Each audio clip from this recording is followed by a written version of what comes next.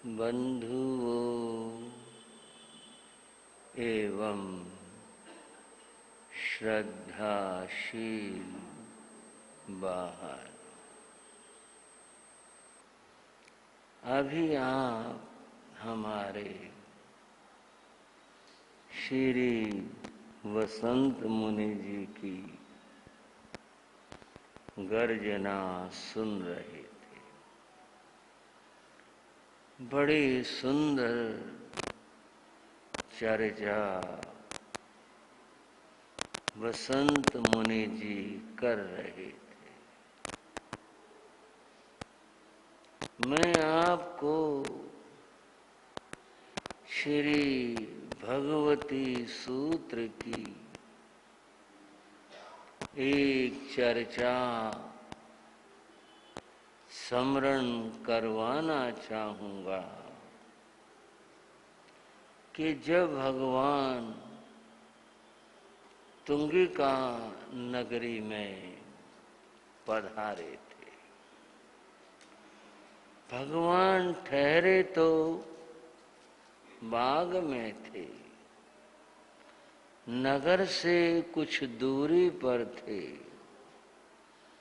पर बोलने में भाषा में यही आता है कि तुंगिका में ठहरे थे। भगवान के साथ गौतम स्वामी भी थे और गौतम स्वामी गोचरी के लिए नगर में गए थे। वहां श्रावकों से कुछ वार्ता हुई थी। ये सब मैं पहले कह चुका हूं। वहां जिक्र चला भगवान पार्श्वनाथ के संतों का। उनसे उन श्रावकों के कुछ प्रश्नोत्तर हुए। संयम का क्या फल है और तप का क्या फल है। संयम का फल उन मुनियों ने अनाश्रव बताया कि जिसके जीवन में संयम होता है उसके जीवन में पापों का प्रवेश नहीं होता।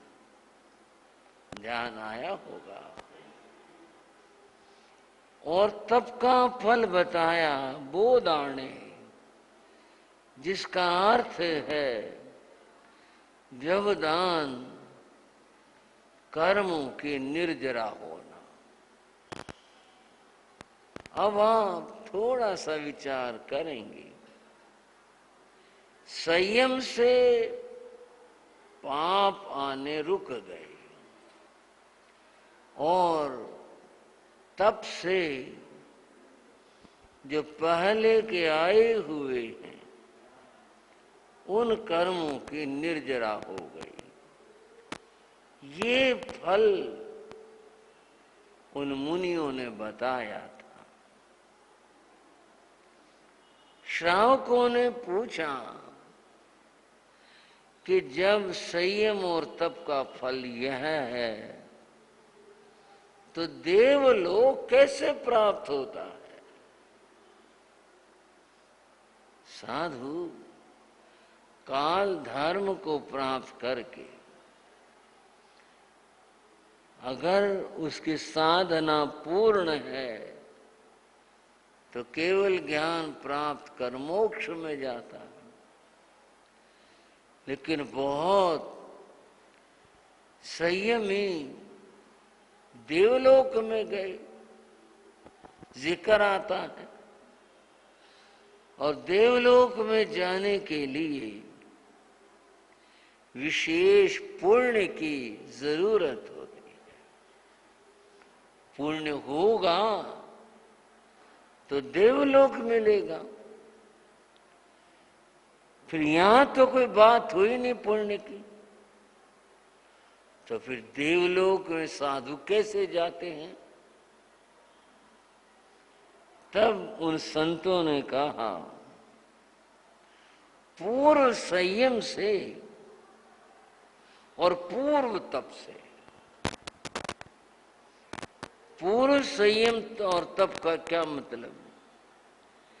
पिछले जन्मों के संयम तप से या और कोई अर्थ है? पूर्व संयम और पूर्व तप का अर्थ है यहां पर जो बताया गया वह है श्रावक का जो धर्म है वह पूर्व स्थिति है। उस पूर्व स्थिति से देवलोक प्राप्त होता है, वहां पुण्य है। बंधुओं, संयम की बात बताते हुए कहा, सैराग संयम, संयम असंयम और वीतराग संयम। ये जो पूर्व स्थिति है संयम और असंयम की और सैराग संयम की, यहां पुण्य की स्थितियां हैं और इसलिए देवलोक में साधु जाते हैं। और चर्चाएं हुई, अंत में वे साधु तो चले गए थे। ये बात गौतम स्वामी के सामने आई, उन श्रावकों ने कही,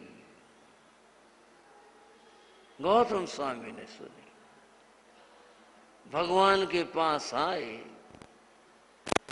तब गौतम स्वामी ने पूछा, भगवान क्या ये सत्य है? भगवान ने कहा, गौतम ये सत्य है। उन मुनियों ने जो कहा है वह सत्य है।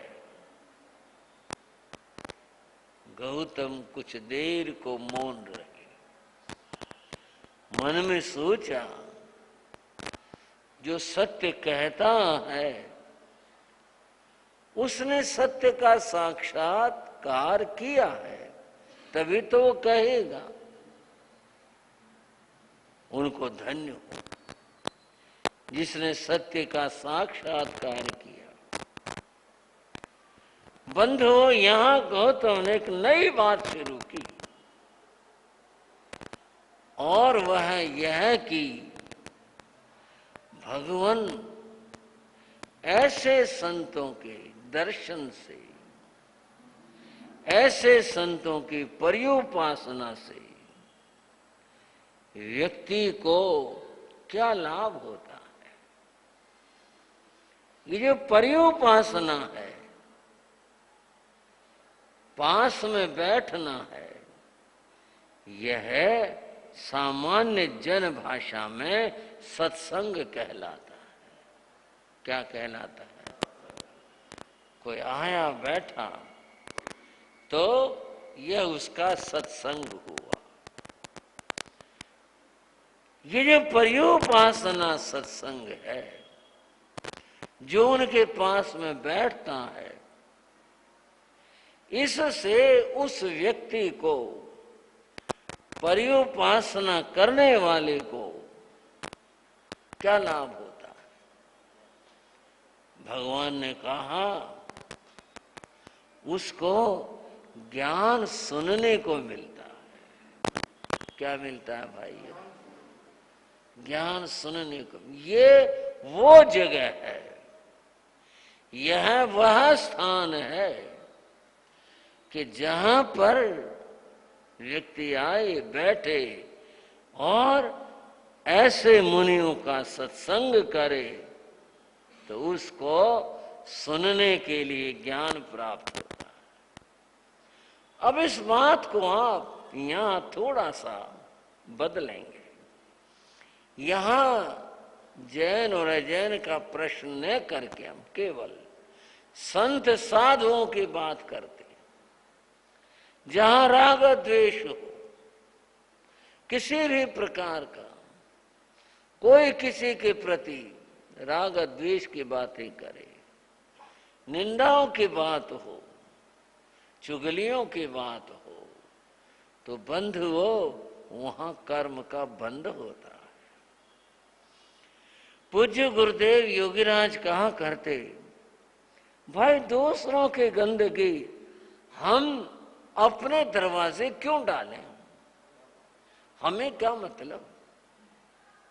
अगर हमसे कोई पूछे, हम जो सत्य और शास्त्र है वह उसके सामने कहें। किसने क्या किया, कौन क्या कर रहा है, इससे हमारे को क्या तात्पर्य है। किसी से किसी की निंदा चुगली कभी नहीं सुननी चाहिए। सुनना क्या चाहिए, संत के पास गए हो तो ज्ञान सुनो, इससे कल्याण होगा। इस सत्संग की बात को लेकर एक बात कही, गंगा पापम शशि तापम दैन्यम कल्प तरोर हरेत। कोई व्यक्ति गंगा स्नान करे, वैदिक मान्यता है, उसके पाप दूर होते हैं, जैन मान्यता नहीं है। सूत्र कृतांग में भगवान ने कहा, फरमाया, अगर पानी में स्नान करने से पाप धुलते हो तो मछलियां, मेंढक, कच्छप ये सारे मोक्ष चले जाएं।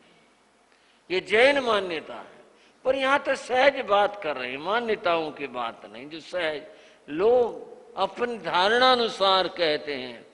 गंगा पापम, गंगा स्नान से पाप दूर होते हैं, ऐसा एक मत विशेष का इस प्रकार का भाव है।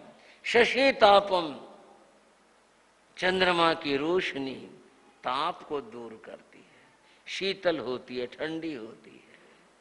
चंद्रमा की चांदनी शीतल कहीं बताई जाती है, तो शशि तापम, उससे ताप दूर होता है। दैन्यम कल्प तरुर हरेत, दैन्य दरिद्रता, गरीबी, यह कल्प तरु, कल्प वृक्ष से दूर होती है। किसी के घर आंगन में कल्प तरु उग जाए, अथवा कोई व्यक्ति कल्प तरु के समीप पहुंच जाए, उसे पता नहीं है, वह उसके नीचे खड़ा हो गया। और कल्प तरु का अर्थ होता है कि जो मन में सोचे वह पूर्ण हो जाए। जो मन में आया है, जो सोचा है, उसकी इच्छा पूर्ण हो जाए। दैन्यम कल्प तरुर हरेत, कल्प तरु के नीचे व्यक्ति की दरिद्रता दूर हो जाती है। तीन बातें कही, पाप, ताप और दरिद्रता, दैन्य, तीन बातें कही। पापम तापम तथा दैन्यम, अब तीनों को दोहरा कर कहते हैं, पापम तापम तथा दैन्यम सद्य साधु समागम। संतों की संगति से एक ही जगह पर ये तीनों दूर होते, पाप दूर होते। साधु की उपासना से, परि उपासना से, सत्संग से, सत्संगति से, वहां बैठने से पाप दूर होते। मन में क्रोध आदि, द्वेष आदि का जो ताप है वह भीतर में बना हुआ है। संत के पास बैठे, सत्संग सुना, शांत हो जाता है, क्रोध शांत हो जाता है।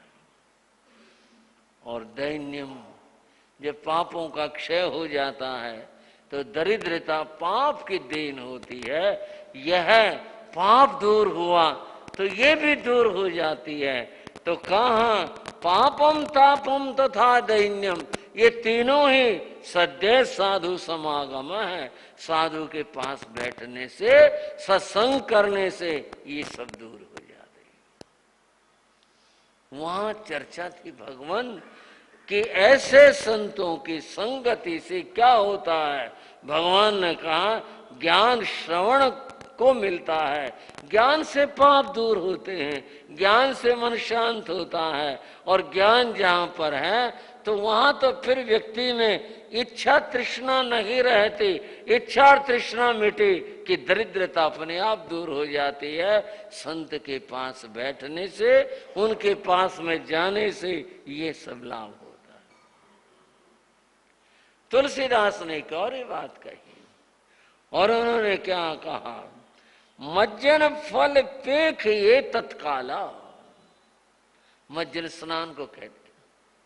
अब तुलसीदास अपने बात अपनी तरह से कहते हैं, मज्जन फल पेख ये तत्काला। इस मज्जन स्नान का पता क्या फल होता है? वो कहते हैं काक होई पिक बकौ मराना। कौवा कोयल हो जाता है तुलसीदास के अनुसार, और बक जो बगुला है वो हंस हो जाता है।